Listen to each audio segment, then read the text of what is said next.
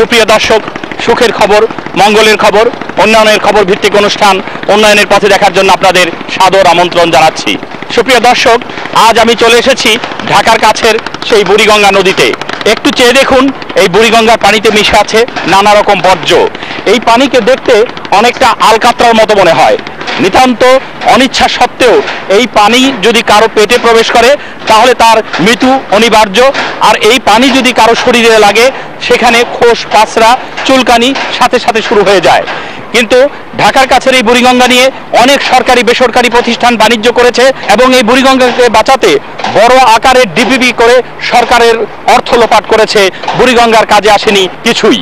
এই বুড়িগঙ্গাকে পুনরুদ্ধার করতে বাংলাদেশ পানি উন্নয়ন বোর্ড একসময় 944 কোটি টাকার একটি প্রকল্প এঁটেছিল। সেই প্রকল্পটি বাস্তবায়িত হয়নি, সেই প্রকল্পটিকে বন্ধ করে দেওয়া হয়েছে।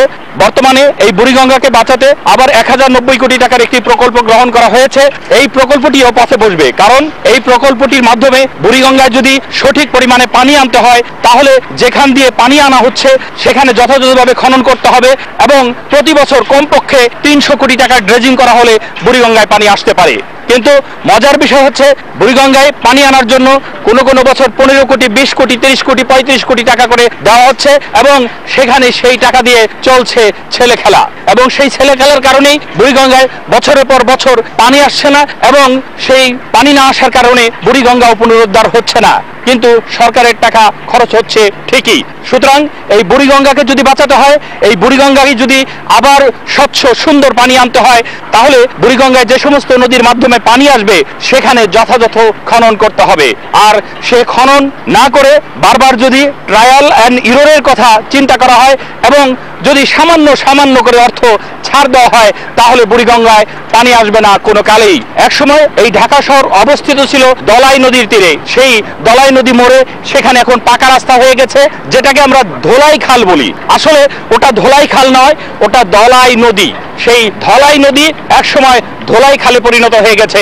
এই বুড়িগঙ্গাকে নিয়ে যদি ছেলে খেলা অব্যাহত থাকে তাহলে এই বুড়িগঙ্গাও একসময় বুড়িগঙ্গা নদীর নামে বুড়িগঙ্গা খালে পরিণত হবে। হয়তো কেউ এটাকে বুড়ি খাল বলতে পারে, সে সময়ের আর দূরে নেই। সুতরাং পানি সম্পদ মন্ত্রণালয়, নৌ পরিবহন মন্ত্রণালয় সহ সংশ্লিষ্ট সকলের সজাগ হওয়ার সময় এসেছে। তারা যত তাড়াতাড়ি সজাগ হবেন এবং এখানে ক্র্যাশ প্রোগ্রামের মাধ্যমে যদি বুড়িগঙ্গায় পুনরুদ্ধারের চেষ্টা করা হয় তাহলে বুড়িগঙ্গা অব্যাহত থাকবে।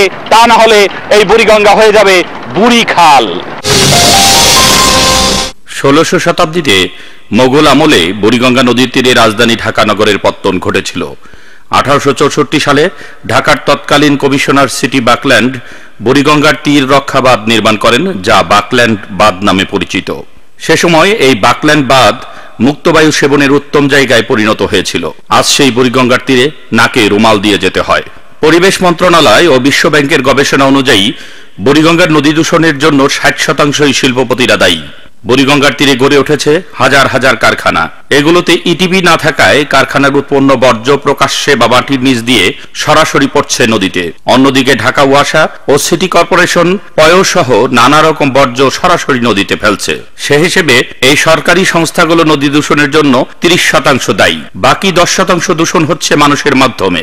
ঢাকায় পয়ঃবর্জ্যের পরিমাণ প্রায় 13 লাখ ঘনমিটার। এসব বর্জ্য পরিশোধনের জন্য পাগলাই ওয়াসার 1,20,000 ঘনমিটার পরিশোধন ক্ষমতা সম্পন্ন পরিশোধনাগার রয়েছে। অথচ সেখানে বর্জ্য পরিশোধন করা হচ্ছে মাত্র 50,000 ঘনমিটার। বাকি 12,50,000 ঘনমিটার বর্জ্য অপরিশোধিত অবস্থায় সরাসরি নদীতে পড়ছে। এতে নদীর পানি তার গুণ হারাচ্ছে।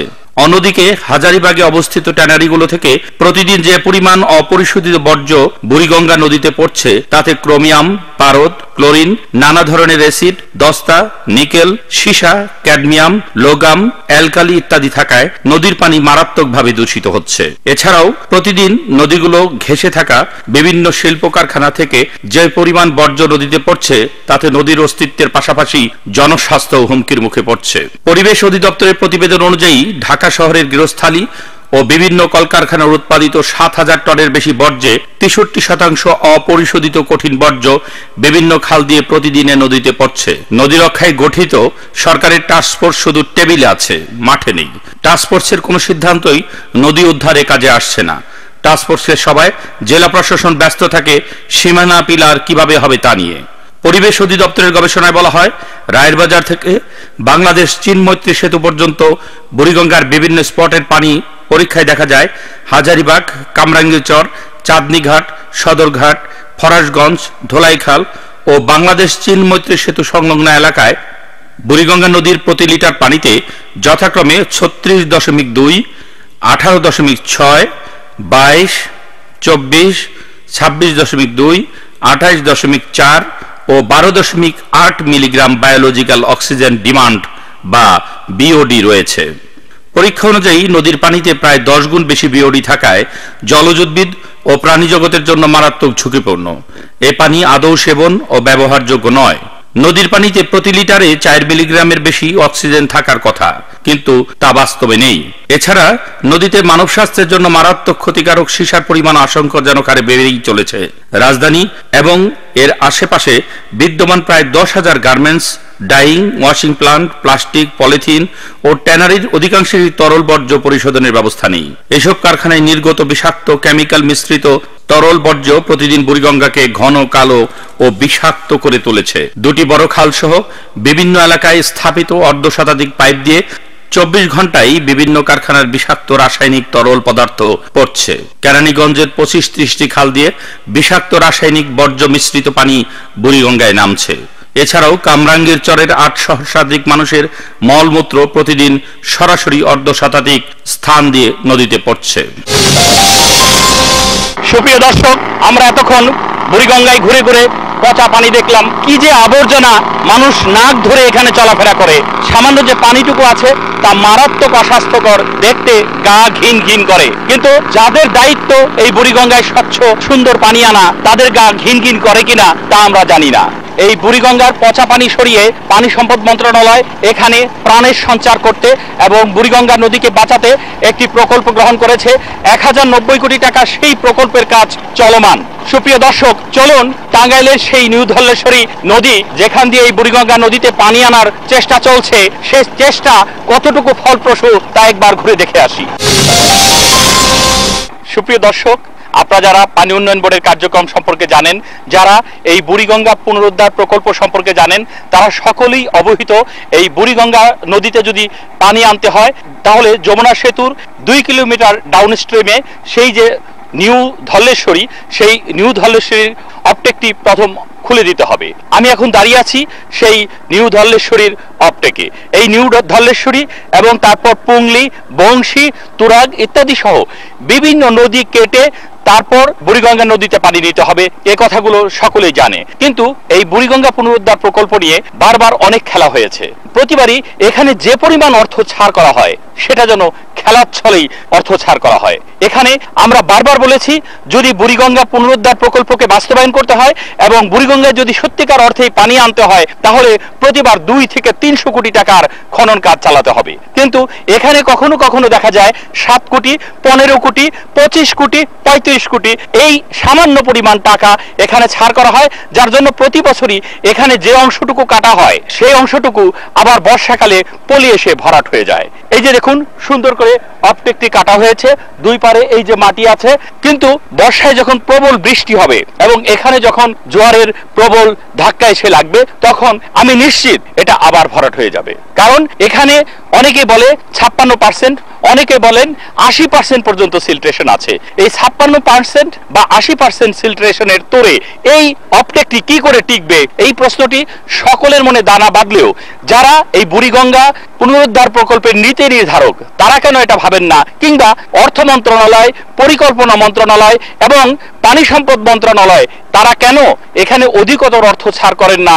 সেই প্রশ্ন আমার, সেই প্রশ্ন দেশবাসীর, সেই প্রশ্ন যারা দেশের সরকারকে রাজস্ব দেয় তাদের। আমরা বিশ্বাস করি এখানে অযথা অর্থ অপচয় করা হবে না।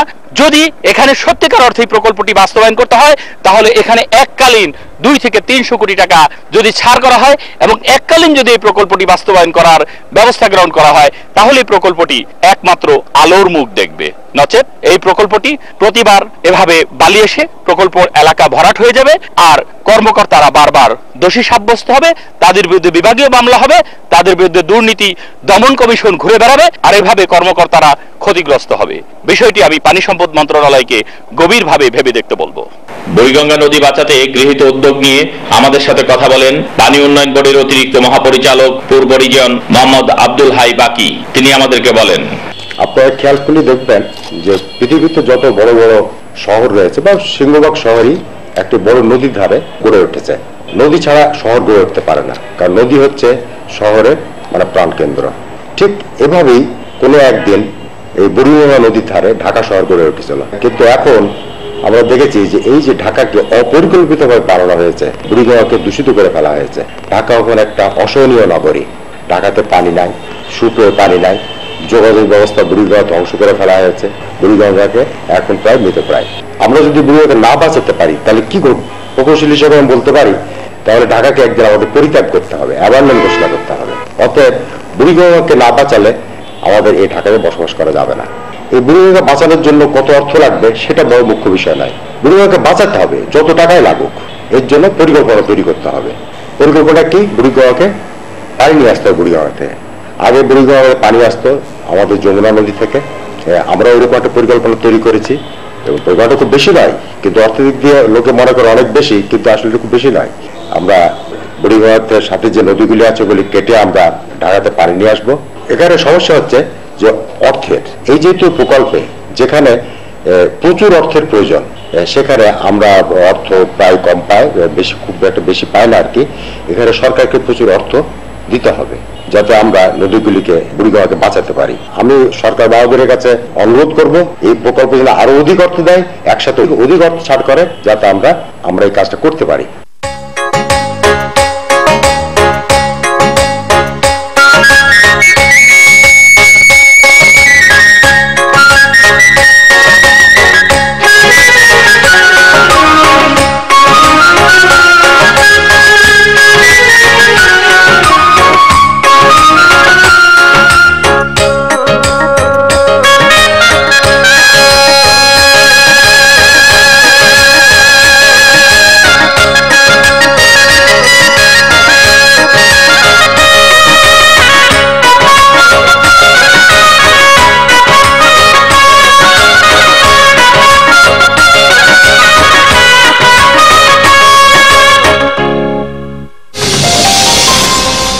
সুপ্রিয় দর্শক, সারা দেশের নদীগুলো শুষ্ক মৌসুমে মরে যায়, আর এই যে নিউ ধলেশ্বরী, এই নিউ ধলেশ্বরী বারবার মরে যায় বর্ষাকালে। বর্ষাকালে যখন প্রবল স্রোতে এখানে পানি আসে, তখন সাথে করে নিয়ে আসে যে পলি, সেই পলি এখানে পতিত হয়ে এই নিউ ধলেশ্বরী বারবার মরে যায়। এই নিউ ধলেশ্বরী যখন এই প্রকল্পটি 944 কোটি টাকা ছিল, তখনও কিন্তু একবার কাটা হয়েছে, কিন্তু সেই কাটার চিহ্ন ইতিমধ্যেই মুছে গেছে।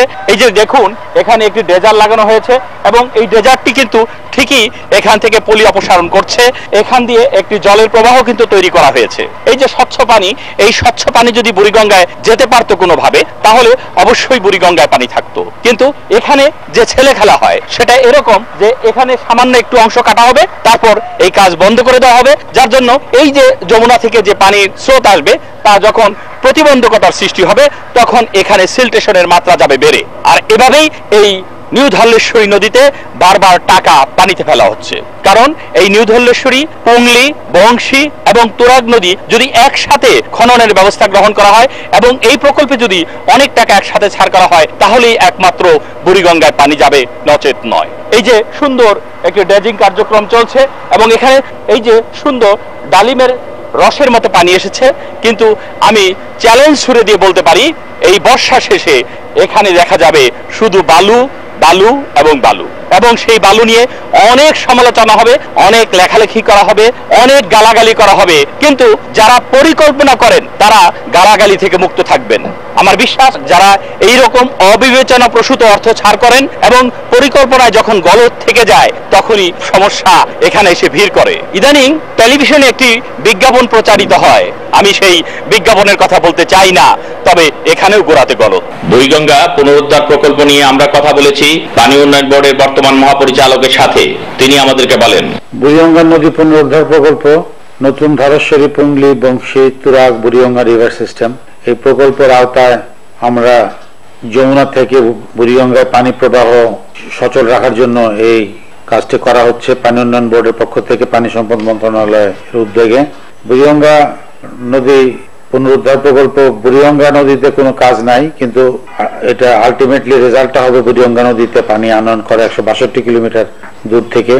এটা 2010 সাল থেকে কার্যক্রম চলমান আছে, যদি অগ্রগতি তেমন আশাব্যঞ্জক না, কারণ এখানে প্রতি বছরই জিওবি থেকে খুব সামান্য টাকা অর্থায়ন করা হচ্ছে। যেমন এই বছর এখন এডিপিতে বরাদ্দ আছে 30 কোটি টাকা। তো যদি আমরা ঢাকাকে বাঁচাতে চাই, ঢাকাবাসীকে যদি আমরা সুফল পেতে চাই এবং ঢাকার চারপাশে নদীগুলিকে যদি আমরা সচল রাখতে চাই, তাহলে আমাদের এখানে ঠিক বরাদ্দ এটা বৃদ্ধি করতে হবে এবং একটা ম্যাসিভ প্রোগ্রাম নিতে হবে যেন কাজটা তাড়াতাড়ি হয়। আর যেসব ওয়েস্ট ডিসপোজাল বালি যেগুলো নদীর আশেপাশে আছে সেগুলোকে রাখার জন্য কোনো স্থানের সংস্থান নাই, জনগণের সহযোগিতায় এই বালুগুলি রাখা হচ্ছে। তবে বর্ষা মৌসুমের আগেই এই বালুগুলি প্রধানত সরিয়ে ফেলার নির্দেশ দেওয়া হয়েছে এবং বুড়িগঙ্গা কাজ দ্রুত বাস্তবায়নের ব্যাপারে সরকার বদ্ধপরিকর। মাননীয় প্রধানমন্ত্রী এটা প্রতিশ্রুতি প্রকল্পের মধ্যে একটি, এবং আমরা পানি উন্নয়ন বোর্ড থেকে সচেষ্ট ভূমিকা রাখছি যেন এই কাজটা সমাপ্ত করা যায় এবং জনগণ এর সুবিধা পায় এবং ঢাকাবাসী তথা দেশের প্রাণকেন্দ্র ঢাকা শহরকে আমরা একটি আধুনিক শহর রূপান্তরিত করার জন্য এই বুড়িগঙ্গা নদী পুনরুদ্ধার প্রকল্পটি অত্যন্ত জরুরি।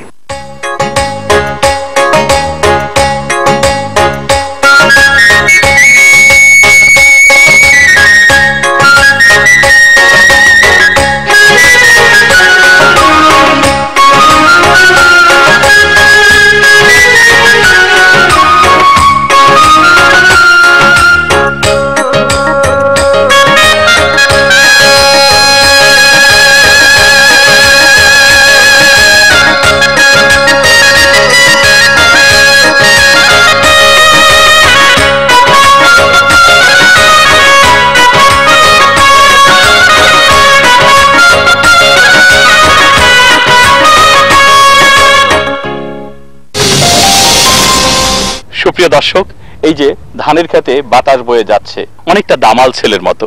এই যে ধানগুলো যখন হেলে পড়ছে তখন দেখতে অনেকটাই ভালো লাগছে, কিন্তু আপনারা কি জানেন এই ধানের ক্ষেতটি আসলে পুংলি নদী। এইরকম ধানের ক্ষেত, বাদাম ক্ষেত, বিভিন্ন ক্ষেত খোলা গড়ে উঠেছে এই পুংলির রিভার বেডে, আর সেগুলো অপসারণ করা হচ্ছে ড্রেজিং এর মাধ্যমে। আর এভাবেই এই পুংলি, তুরাগ এবং এই নিউ ধলেশ্বরী খনন করে সেখান দিয়েই আমাদের সেই মৃত বুড়িগঙ্গায় পানি নিয়ে যাওয়া হবে। এই যে পুংলি নদী, এই পুংলি নদী যদি খনন করতে হয় এবং এর রিভার বেড থেকে যদি পলি অপসারণ করতে হয়, তাহলে এই 7 কোটি বা 63 কোটি টাকা দিয়ে কিছু কি হবে? আসলে আমরা বারবার বুড়িগঙ্গা পুনরুদ্ধার প্রকল্পের নামে ট্রায়াল অ্যান্ড ইরোড করছি। আসলে ট্রায়াল অ্যান্ড ইরোড করে গবেষণা করা যায়, প্রকল্প বাস্তবায়ন করা যায় না।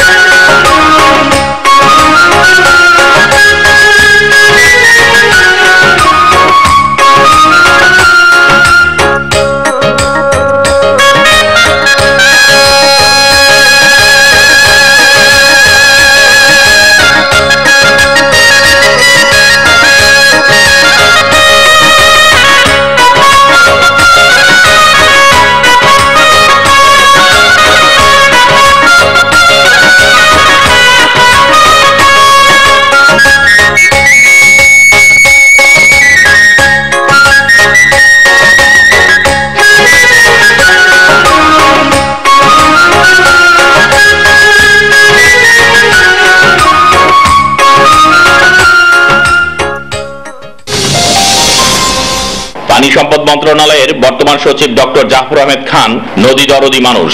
প্রশাসনিক সিদ্ধান্ত গ্রহণে সবসময় তিনি অত্যন্ত পজিটিভ। আমরা বুড়িগঙ্গা নদী পুনরুদ্ধার প্রকল্প নিয়ে তার সাথে কথা বলি।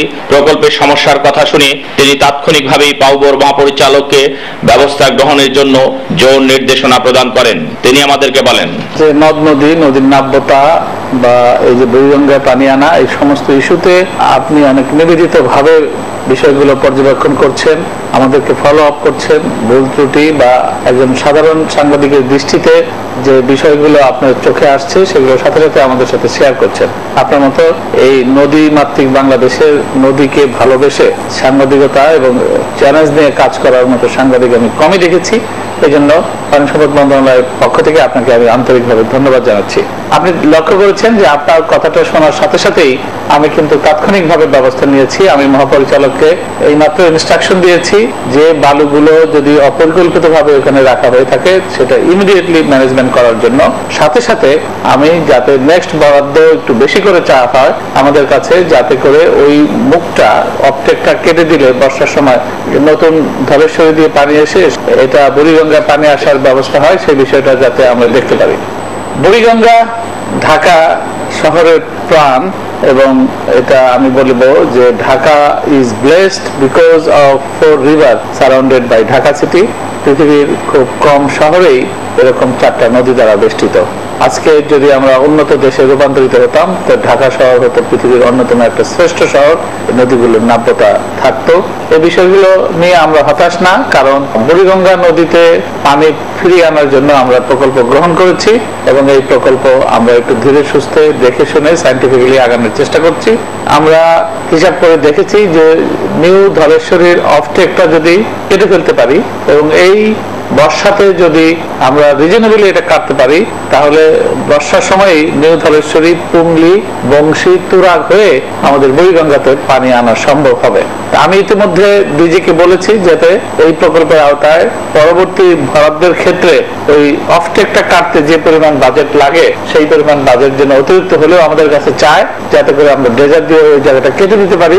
অল্প করে কেটে দিলে যেটা হবে, কাটতে পারলে পানির ধাক্কায় হয়তো অনেকখানি অটো ড্রেজিং হয়ে যাবে এবং অনেক পানি আসতে সক্ষম হবে। আমি যে কথাটা বলতে চাই যে এতদিন নদীর দূষণ, নাব্যতা, এই সমস্ত বিষয়, পরিবেশ বাঁচাও, বাংলাদেশ বাঁচাও, এই সমস্ত বিষয়গুলো নিয়ে মাননীয় হাইকোর্টেরও কিছু সুনির্দিষ্ট ডাইরেকশন আছে। তার প্রেক্ষিতে আমরা দখলমুক্ত করেছি। ট্যানারি শিল্প ঢাকা থেকে সাভারে চলে যাবে।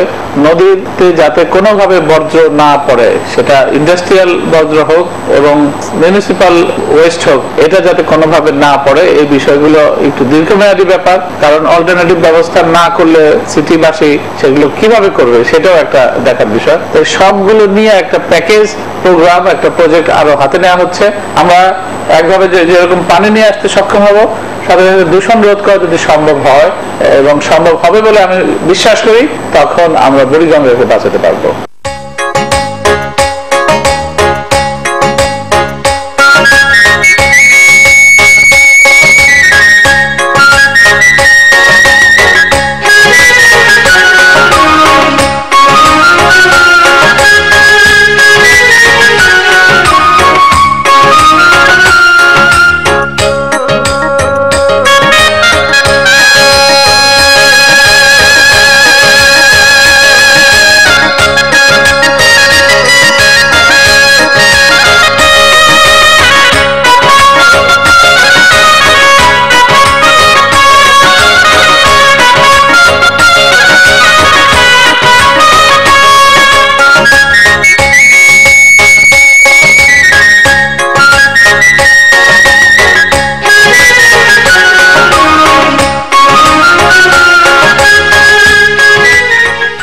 বুড়িগঙ্গায় স্বচ্ছ পানির প্রবাহ সৃষ্টি করতে যমুনা নদী থেকে পানি আনার যে প্রকল্প গ্রহণ করা হয়েছে সেই প্রকল্পের গোড়াতেই কিছু সমস্যা রয়েছে।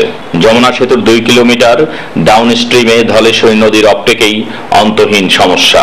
পানি উন্নয়ন বোর্ডের প্রকৌশলীরা বারবার এই অপটেকটিকে ডিজাইন অনুযায়ী যথাযথভাবে খনন করেছেন, কিন্তু প্রতিবারই যমুনার পলি এসে আবার সেটি ভরাট হয়ে গেছে। বলা হয়ে থাকে বাংলাদেশের সব নদী মৃতপ্রায় অবস্থায় চলে যায় ফাল্গুন চৈত্র মাসে, কিন্তু নিউ ধলেশ্বরী পলিতে ভরাট হয় আষাঢ় শ্রাবণ মাসে ভরা বর্ষায়। কারণ নিউ ধলেশ্বরী, পুংলি, বংশী, তুরাগ নদীতে যথাযথ প্রবাহ সৃষ্টি না করায় নিউ ধলেশ্বরী অপটেকে সিল্ট্রেশনের হার কখনো কখনো 76% কিংবা তার চেয়েও বেশি হয়ে থাকে। অথচ এককালীন 300 কোটি টাকা অর্থ ছাড় করে 1 বছরের জরুরি ভিত্তিতে খনন করে এই 4টি নদীতে প্রবাহ সৃষ্টি করতে পারলেই বুড়িগঙ্গা পুনরুদ্ধার প্রকল্প সফল হবে। বর্তমানে যেভাবে সামান্য পরিমাণ অর্থ ছাড় করা হচ্ছে সেটা প্রহসন ছাড়া আর কিছু নয়। এই প্রকল্পে কম অর্থ ছাড় করায় যথাযথ প্রবাহ সৃষ্টি না হয় এই প্রকল্পের সাথে সম্পৃক্ত প্রকৌশলীরা বারবার অভিযুক্ত হয়েছেন। অভিযোগ থেকে তারা খালাসও পেয়েছেন, কিন্তু অভিযোগ থেকে খালাস হতে তাদের কতটা কাঠ খড় পোড়াতে হয়েছে তা অনেকেই জানেন। এভাবেই বছরের পর বছর বুড়িগঙ্গা নদীতে পানি আনার প্রহসন চলছে, যার ফলে বুড়িগঙ্গা মৃত নদীর তালিকায় চলে যাচ্ছে। বুড়িগঙ্গায় যে পানি আছে তা তরল বর্জ্য বই কিছু নয়, নানা রকম বর্জ্যে বুড়িগঙ্গার পানি আলকাত্রার রং ধারণ করেছে।